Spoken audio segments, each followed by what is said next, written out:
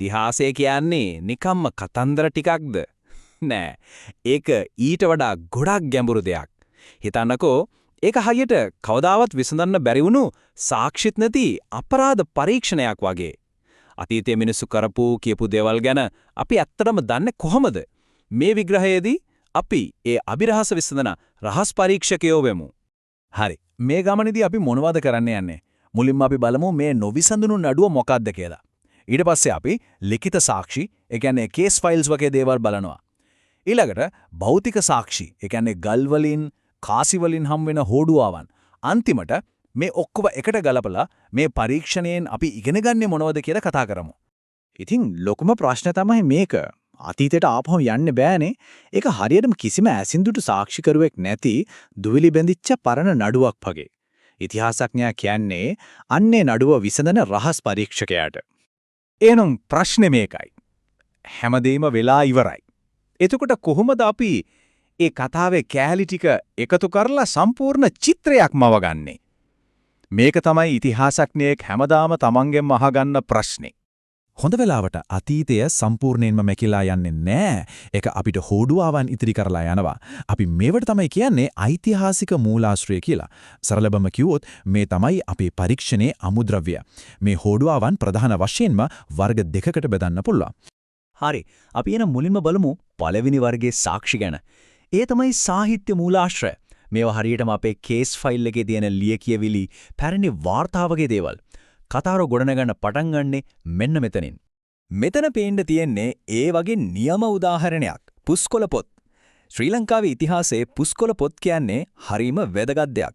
ආගමික කතා, වංශ කතා, වෙදකම මේ වගේ කොච්චර දේවල් ශතවර්ෂ ගාණක් තිස්සේ පරම්පරාවෙන් පරම්පරාවට ආවේ මේ පුස්කොළ පොත් නිසාද?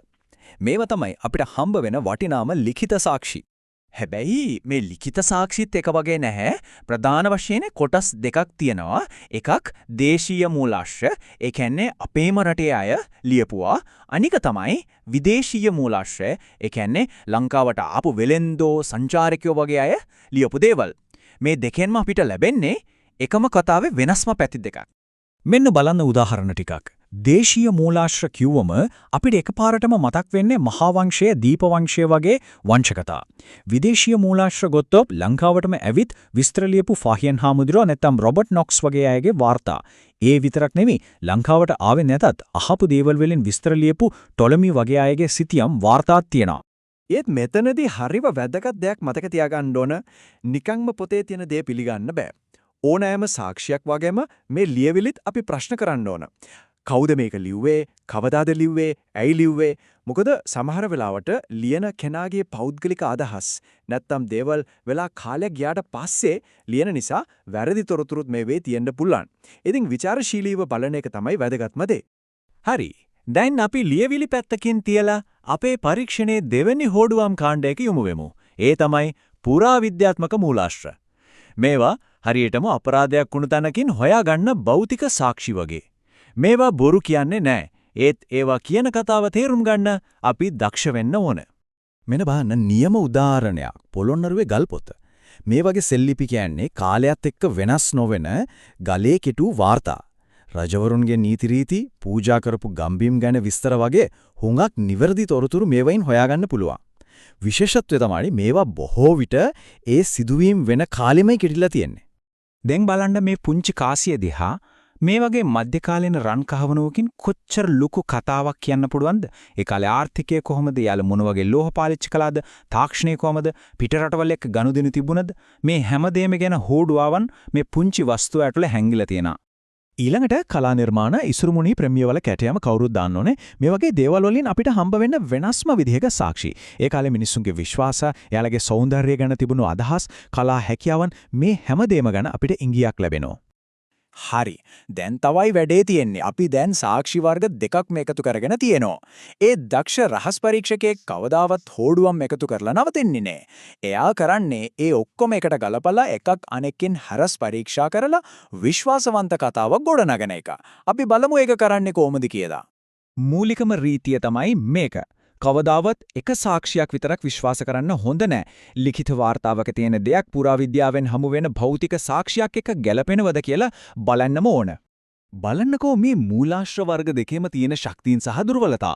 සාහිත්‍ය මූලාශ්‍ර ඒ කියන්නේ පොත්පත් විස්තරාත්මකයි කතාවක් වගේ කියවගෙන යන්න පුරුවන්. ඒත් ඒවා ලියපු කෙනාගේ මතයට බර වෙන්න ඉඩ තියෙනවා. අනෙක් පැත්තෙන් පුරාවිද්‍යාත්මක මූලාශ්‍ර ඒ කියන්නේ සෙල්ලිපි, කාසි වගේ දේවල් ඒ කාලේටම අයිති නිසා පක්ෂග්‍රාහී බව අඩුයි. හැබැයි ඒවයින් ලැබෙන තොරතුරු අපි පරිස්සමෙන් තේරුම් ගන්න ඕන. ඉතින් සම්පූර්ණ චිත්‍රයක් දකින්න නම් මේ දෙකම අපිට නැටුවම බෑ. මෙන්න තේරුම් ගන්න ලේසිම උදාහරණයක්. හිතන්න මහාවංශීය රජ කෙනෙක් කරපු දෙයක් ගැන සඳහන් වෙනවා. ඊට පස්සේ අපිට පුරාවිද්‍යා කැණීමකින් ඒ රජතුමාගේම කාලයට අයිති සෙල්ලිපියක් හම්බ වෙනවා. ඒකේ tie සිද්ධියම සඳහන් වෙලා තියෙනවා. අන්න එතකොට මහාවංශයේ තියෙන ඒ කතාවේ ඓතිහාසික වටිනාකම එකපාරටම ගොඩක් ඉහළ යනවා. ඒක තහවුරු වෙනවා.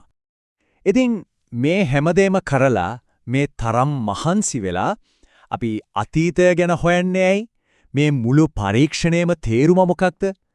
අපි බලමු අපේ විමර්ශනයෙන් ලැබෙන අවසන් තීන්දුව. ඉතිහාසය ඉගෙන ගන්න එකෙන් මුලින්ම අපි කවුද? අපි කොහෙන්ද ආවේ? අපේ සමාජය හැදුනේ කොහොමද කියලා තේරුම් ගන්න පුළුවන්. දෙවනුව අතීතයේ වුණු වැරදි වලින් පාඩම් ඉගෙනගෙන අනාගතේ වඩා හොඳ තැනක් කරගන්න පුළුවන්. ඒ වගේම අපේ අනන්‍යතාවය හඳුනාගන්න එකිනෙකාට ගරු කරමින් ජීවත් වෙන්න සහ වැදගත්ම දේ තමයි ලැබෙන ඕනම තොරතුරක් දිහා විවේචනාත්මකව ඒ කියන්නේ විචාර බුද්ධියෙන් බලන්න අපිව පුරුදු කරනවා. අවසාන වශයෙන් අපි එක මොහොතකට මෙම හිතමු. අද අපි අන්තර්ජාලයේ තියෙන සටහන්, අපේ ඡායාරූප, අපි හදන ගොඩනැගිලි, තව අවුරුදු 1000කින් විතර අනාගතයේ රැහැස් පරීක්ෂකයෝ මේවා දිහා බලලා අපි ගැන මොන වගේ කතාවක් කියයිද? අපේ කාලයෙන් ඉතිරි වෙන හොඩුවාවන් මොනවා වෙයිද?